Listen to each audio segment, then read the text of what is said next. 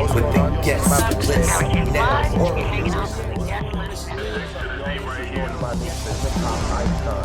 You're watching the Guest List Network. Why is my curriculum white? It's a very interesting question. The more white people that you get to speak openly about what white supremacy means, about what white privilege means, the more you can progress the discourse. Right? This is a problem. It's the education system. And academia, it's the living white men with a couple of dead racist white men. And then you've got poetry, where you've got a bag of just dead white men again, who just dominate the narrative. Yet, who won the Forward Prize last year? Claudia Rankine. Who won the Booker Prize? Marlon James.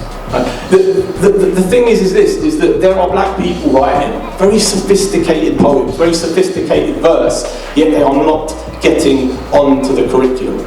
They are not being studied in school. I had to learn about the Russian Revolution. I did GCSE, I'm not Russian. I had to learn about the Jewish Holocaust. I'm not Jewish. So the way that these things work is that it is very clear the agenda that we are forced with. I didn't learn about the Moors. I didn't learn about the Haitian Revolution, about Toussaint Louverture. I didn't even learn about Gandhi. I learned about Malcolm X, I learned about Martin Luther King, and that was it. That's a problem, especially when they teach you that Martin Luther King was a saint and Malcolm was a terrorist, which my history teacher most definitely did. And all it does is it throws another spanner in the works, and it causes more of an identity complex and crisis to people who are trying to work out who they actually are. In a society that's constantly telling you, you're this, you're that, you're this, you're that, you're gay, you're straight, you're black, you're brown, you're blue, you're whatever. It goes to show you again how classism and racism are being fed into the imaginations of people. And when we're trying to self-identify, and where do we fit in that conversation, it becomes very problematic. Because we're left with a whole bag of insecurities of I can't and I can't. If the only poets that these kids are seeing in school look like Stephen Fry, what chance have they ever got of becoming writers? Working class people traditionally have been taught to exploit the body, use your physical self. The middle class is the mind.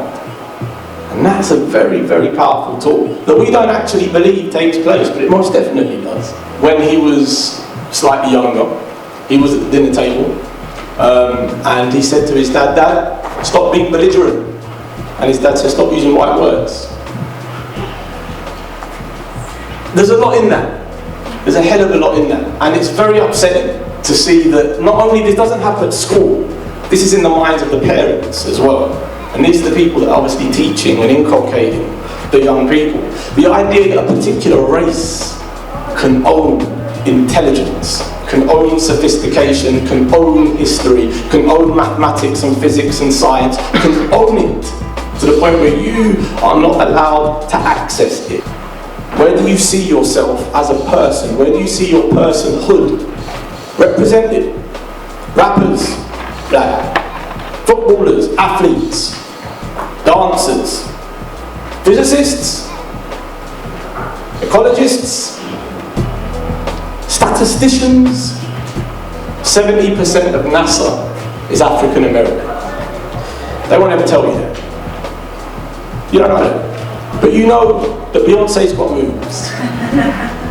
If you want to learn and you want to discover things, you have to do it on your own. Universities will only take you so far. The rest of it is down to you. It comes back to that whole thing there of trying to see where you fit in this entire system. The idea of self-image, the idea of self-actualization. We don't really let ourselves self-actualize. We just kind of carry on and fit into the system that they want us to fit in. Charlie Hebdo, cultural terrorists. Katie Hopkins, cultural terrorist. Why? Because they infect the imagination. And the imagination will then lead on to more physical acts of violence. But everything begins in the imagination. If you can grab someone's thinking and their logic and corrupt that and distort it, violence becomes inevitable. Discrimination becomes inevitable. I think what we really need to do is have a more ecumenical, more plural way of looking at education. The contribution that Africans made to Europe. There's many of them.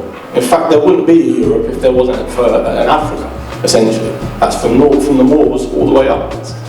And these things are all there. The literature is alive. Like, you can go and find this stuff. Why isn't it in the curriculum?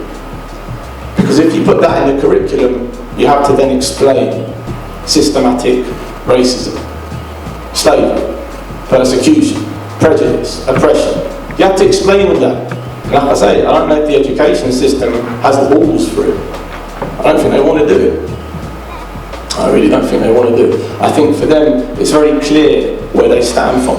Universities are corporatised, right? They're like academies. You've got big businesses that sponsor and fund universities, which essentially means you guys are products of a business, not an objective institution that wants you to think critically and objectively and freely about particular social issues. They want you to not question.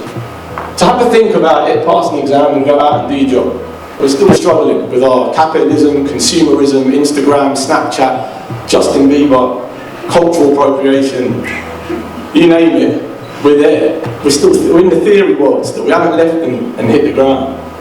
We're still cultural appropriation. What even is that? You wouldn't have these discussions if people were just represented in an honest way.